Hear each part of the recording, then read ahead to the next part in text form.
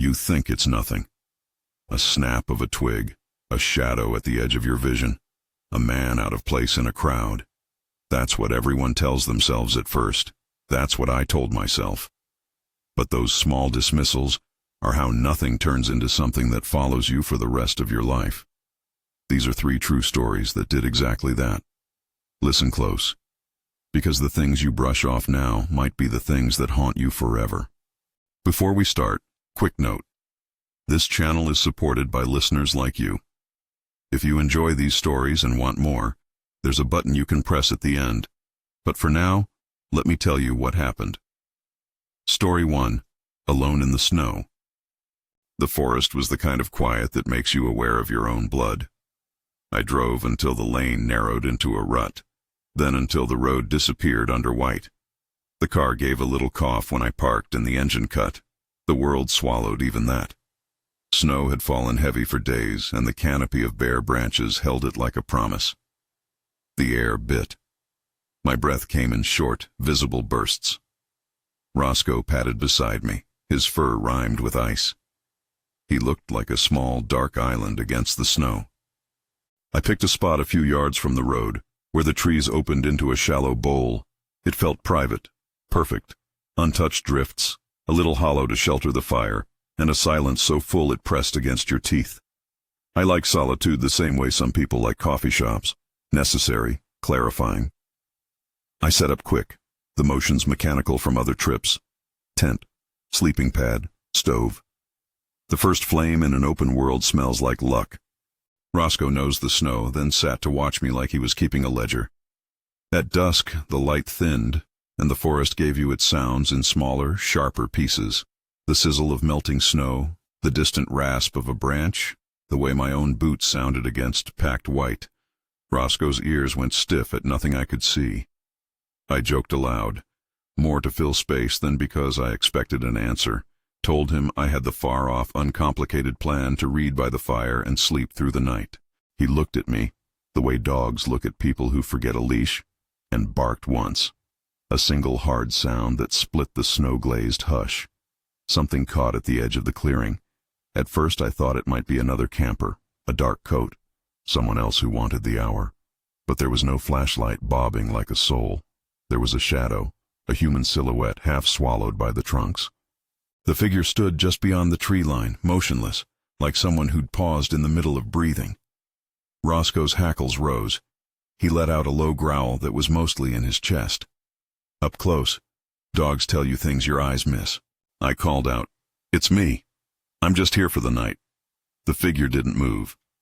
After I said it a second time, the person answered, voice muffled by distance, wavery and wrong. He said a few words I couldn't catch at first, then one. "Hello." The tone was casual, like a neighbor at a mailbox, except he was standing where no neighbor should be, and the context made the friendliness feel dangerous. I wasn't naive. I carried, and I mentioned it aloud in a kind of adult plea for the simple effect of accountability. "I have a gun," I said, voice steady. I didn't want to shoot anything that night. I wanted a reason to be believed and to make the stranger understand that I wasn't alone. The figure shifted like someone adjusting the weight of their boots. He took a step forward and the snow answered with a faint crunch. Far too deliberate for coincidence. We exchanged a few terse sentences. The stranger said he was lost, that he'd been hiking. He sounded like he'd rehearsed it. I told him to go back the way he'd come. The man made a small, almost amused sound and stepped into a place where the trunks opened wide enough for him to be seen more clearly. He was average height, dark coat. His hands were in his pockets. There was nothing spectacular about him, and that's what made it worse. Ordinary, exactingly ordinary. The kind of person you might not lock your door against in daylight. The kind you might let into your life if you believed only in daylight. Night thickened. The fire was a small, stubborn heart. Roscoe stayed close to my chair, eyes flicking to the tree line, muscles taut. We ate frozen food warmed on the stove, the steam fogging the air in quick curtains. I tried convincing myself the man had gone when I looked up and found him still there, a silhouette against trees, like someone who'd taken root. I could feel how my body narrowed into alertness, the way my jaw locked, the way my hands warmed and cooled with adrenaline.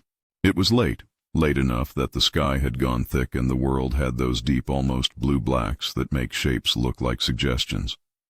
I crawled into the tent because it was absurd to hope the man wouldn't come closer. Inside the canvas, the world is smaller, more intimate. I could hear the tent breathing. Roscoe curled at my feet like a heat source and a watchdog combined. I told myself I would sleep. I closed my eyes. Footsteps came through the snow. Slow, patient, measured. They made a sound like someone counting out time. At first I thought they were distant, but there was a rhythm to them that matched the tree line, and then the rhythm moved, closing. The tent seemed impossible to be seen by someone who wasn't right next to it. And yet the sound of a foot on packed snow moved to a pause, and there was the sound that will live in me for a long time, something brushing the side of the tent. A soft, deliberate scrape as if a hand tested the fabric. Roscoe went stiff, and then frantic. He barked once, then more loudly. I unzipped the flap enough to poke my head out, and there, maybe 10 feet away, was the figure's face pressed in half by the shadow and the warm sheen of my lamp. He did not look surprised. He looked like someone who had expected to find exactly what he found. His eyes caught mine in a way that made my whole chest hollow. I remember thinking, absurdly, about small things. The pattern of the breath on my flashlight, the way I'd left my jacket on a log, the fact that I'd chosen a site with no cabins nearby. Then I said firmly, "Go away. You see me, you go." I kept my voice level because the monster lives in the moment you panic. The man didn't leave. He took instead a step closer. There was a short space where my brain did the brutal math. I could stay and risk whatever his reasons were, or I could force the issue. I said the words that let the situation narrow into one solid action. "Back up, right now." I raised my flashlight and the shape of the gun I carried, not to use it, but to change the physics of the encounter. The figure's shoulders hunched as if anticipating some external cue. He retreated into the trees without a rush, like someone finishing a practical joke. The sound of his steps faded until it was only the forest again, only the crackle of the dying fire and Roscoe's sustained panting. I couldn't sleep. When the sky lightened to a thin gray, I packed without ceremony and drove until the trees opened into pavement and then into radio reception. I kept glancing in the rearview mirror. Every time I thought about leaving, it felt like someone else's story, until the shadow had been real and the snow had kept its silence over 2 sets of footprints. I didn't return to that patch of forest. I still don't go out alone the way I used to. Small things had shifted. The way my hands move when I tie boots, the extras I take when I camp, the weight of a key in my pocket. That one night taught me that being careful can sometimes save you, and sometimes it's just the smallest concession between you and a thing that wanted in. If that unsettled you, hold tight. The second one gets stranger. Before the next story, a brief note. If you want more true stories like this, subscribe. One click keeps you from missing the next one. Story 2. The Man in the Wedding Suit. I went to Charleston because of a friend. Mark had always had an inclination for good food and bad timing, and that weekend his sense of adventure was infectious. The city was humid, the kind of heat that softens patience and sharpens the smell of fried food. We walked the market, the streets crowded with tourists and locals weaving around kiosks and live bands. It was one of those days that made you feel alive without any special reason. Except later, when I realized some small part of that day had been a preface to an image that wouldn't leave. The first time I saw him, he was oddly placed near a vendor selling handcrafted shells. He wore a tuxedo as if he'd come from a wedding. Full suit, bow tie, perfectly creased. Everyone else around him was casual, t-shirts and sandals, hats tipped against the sun. A man in a wedding suit in a Saturday market would be a funny anecdote if that's where it had stayed. But the thing about him was how detached he looked. He stood in the flow of people like a rock in a river. The crowd moved around him, but he didn't move with it. People found ways to avoid him, not in fear, but as if an invisible rule required them to glance away. He didn't hold flowers or a bouquet. He had no arm linked with another. I pointed him out to Mark, making a joke about an impromptu stag party. Mark laughed and took a selfie with the man in the background like people do. A small, careless picture that would later gnaw at both of us for reasons I didn't understand yet. The suit man's face was too composed. He scanned the space as if looking for something, but his scanning didn't have the energy of someone searching. It had a floaty, absent quality, like someone watching a window and not realizing they were at work. We saw him again hours later by the waterfront. I told myself I'd imagined it. Places can have echoes. But when I turned to point him out, he met my gaze in a way that felt like being called. He was staring exactly where I'd been standing a moment earlier. Mark's joy drained a little. He shrugged it off as coincidence. We walked away faster than we usually would. The city's noise, seagulls, laughter, a ferry horn, became a backdrop for a thread that kept tightening. That night we went back to the guest house Mark had booked. It had thin walls and an old house smell like steeped tea and varnished wood. I had the window cracked to hear the street. Our drunken laughter from earlier felt small now, like we'd been laughing on a ship while something miles away plotted the shape of the shore. I was in another room, going through photos on my phone, when I noticed a movement out of the corner of my eye. The blur of a figure stepping into a pool of lamplight on the street below. I paused. The man was there again, at the corner where our block narrowed. He was moving with that floaty shuffle, a gait that suggested something else was going on, a gait that made the crowd around him look like a stage set unnecessarily busy. He stood under a street lamp as if that particular lamp was a beacon he had been searching for. The way his head turned made my own neck feel exposed, and for a moment the safe part of my brain said it was perfectly normal for someone to walk at night. The other part of my brain, the one that records patterns, began to check boxes. A soft tap sounded at the window downstairs. Not a sharp knock, not a shout, like someone testing whether glass would resist. I got up and went to the sill because curiosity is a dangerous, useful thing. Mark followed, joking a bit.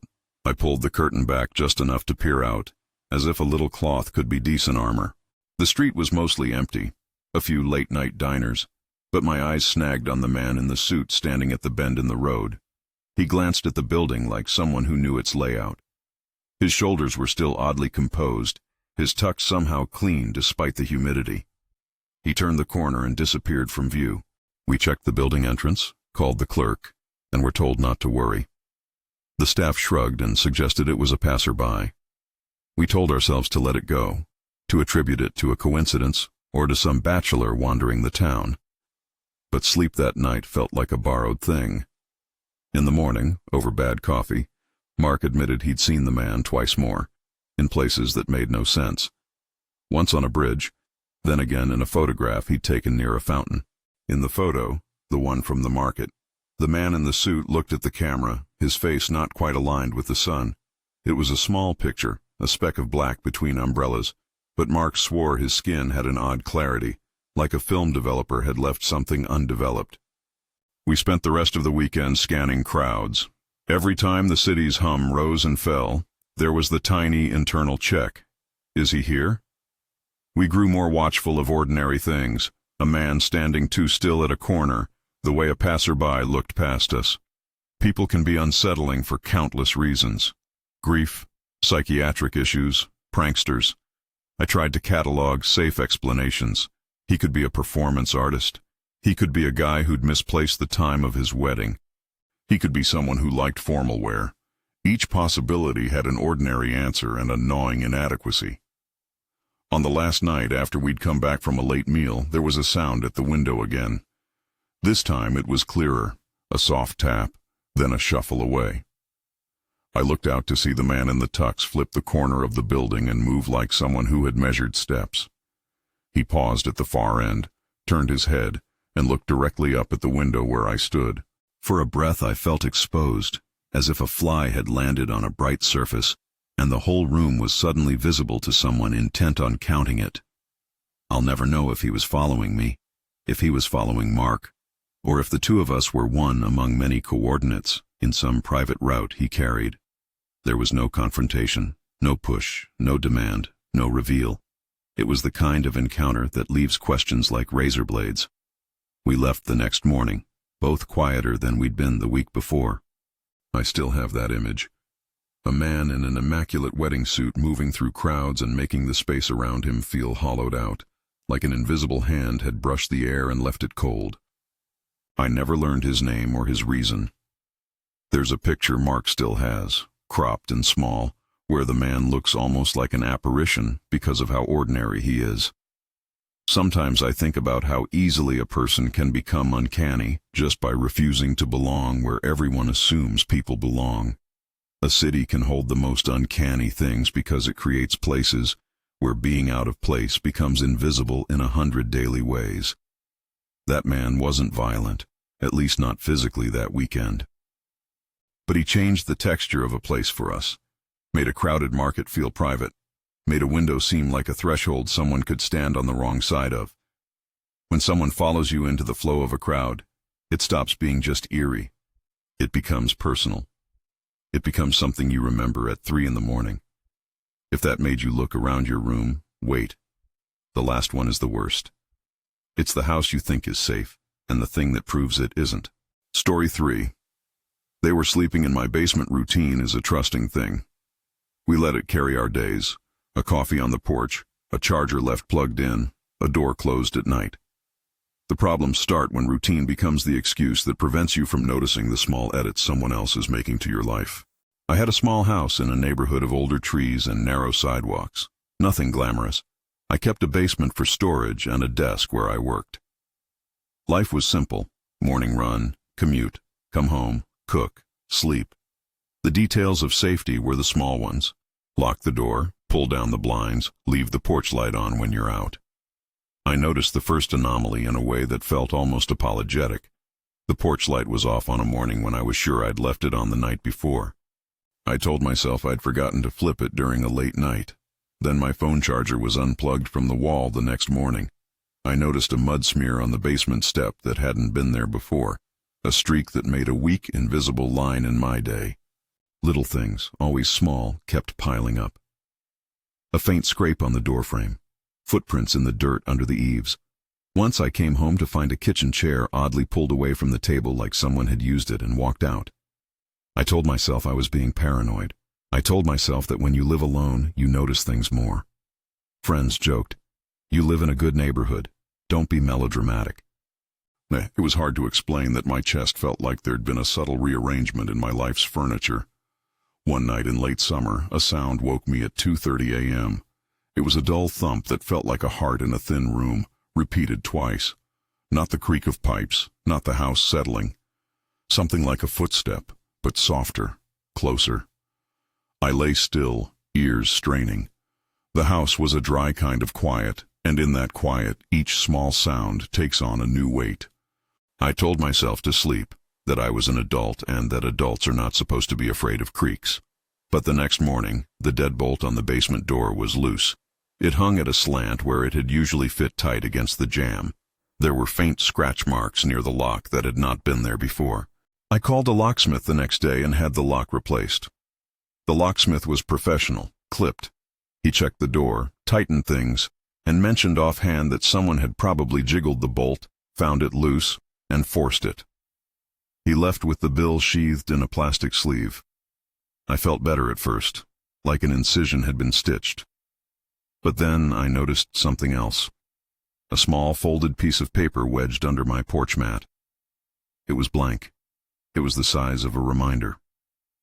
Its very emptiness felt like a message. Then the tapping on my bedroom door started. It wasn't a bang. It never was. It was careful, like someone testing whether something would produce an answer. At first I thought it might be a raccoon, some small animal with a habit. Then a second tap would come, measured, a human cadence. A sound I recognized because it sounded like someone checking if a room was occupied. My hands learned a new kind of behavior. They slept with the lamp near the bed within reach. One night, the tapping came more insistent. I could hear a movement downstairs like a chair scraping. My phone on the nightstand showed 1:46 a.m. I did not go downstairs. I called the police and kept the line open as if that made me more present. They told me to stay put and stay on the line, that officers were on the way. I could hear them outside, radios talking in distant static. The tapping stopped. The house exhaled, Nothing extraordinary, but a small reprieve. Officers arrived and checked the property. They told me to wait in my car. I could see their flashlights tracing the basement windows in a back-and-forth motion. There was a shape in the doorway to the basement, an outline that seemed like a shadow pushed out of a pocket. An officer made a move and shouted. There was a rush of energy, boots on steps. After that, it was a controlled chaos. Officers moving through the house, a softly mumbled running of names and checks and commands. I remember leaning my forehead against the steering wheel and feeling hollow with a strange sense of relief and terror braided together. They found him. They found someone who'd been sleeping down there. I'm deliberately choosing the passive voice there because the discovery felt clinical and surreal at once. Officers led a disheveled man up the stairs. He didn't resist. He looked surprised more than anything else, the expression of a person whose plan had been interrupted. In evidence, they found items that suggested a life had been formed around my house. Blankets, a small pile of food wrappers, clothes that smelled faintly like damp earth. It was all banal, the kind of stuff that becomes terrifying only when it's organized around your life without your consent. On the intruder's phone, and I only know this because the report said so, police found a picture. A single photo, time-stamped 3:11 a.m. The photo was of me, asleep in my bed. The angle was the exposed corner of the room. My mouth was slightly open. The image was ordinary and intimate in the way photographs of people are intimate. And because it was intimate, it was invasive. I couldn't look at the evidence sheet without feeling the loss of privacy in a new physical place behind my sternum. He was arrested. That was a concrete, efficient thing that the authorities recorded. Charges were filed. An incident report took shape with signatures and neat prose. But the aftermath was not a court document. The aftermath was the tiny edits to my days. I left lights on even when I was home. I slept with doors locked in ways that felt excessive. I installed new bolts and tried to store in a box the fatigue that came with each creak. I started checking the basement more carefully than was reasonable. I found myself walking with a tightness in my shoulders, like a knot that no cup of coffee could loosen. Therapy helped in blunt, useful ways. Naming the fear, learning triggers, practicing breathing that didn't feel ridiculous. But names don't make images go away. Waking to the idea that someone had watched me sleep is a kind of theft that restitution can't fix. I stopped staying up in the basement for long stretches. I stopped leaving chargers where anyone could unplug them. Small things mutated into rules. People asked if I felt violated. Yes, I told them, soberly, politely. They asked if I blamed myself for not noticing sooner. That is a question no one should ask a victim. Habits meant safety, not invitation. Blame makes fear compound into guilt, and survivors have already paid enough in peace of mind. Once, months later, I stood in the empty basement with a flashlight and tried to imagine how someone could have lived there while I continued above, unknowing. The flashlight carved the damp into angles. The blankets were gone. The smell cleaned away by official procedures. There were small marks on the foundation where someone had placed a shelf. It was hard to hold both things in my head at once, that my body responded like a living alarm to small, rearranged things, and that the policemen had done their part when called. A photo had been proof. The arrest had been a correct, lawful response. But the lasting effect was not legal. It was practical. The way I kept doors, the way I slept.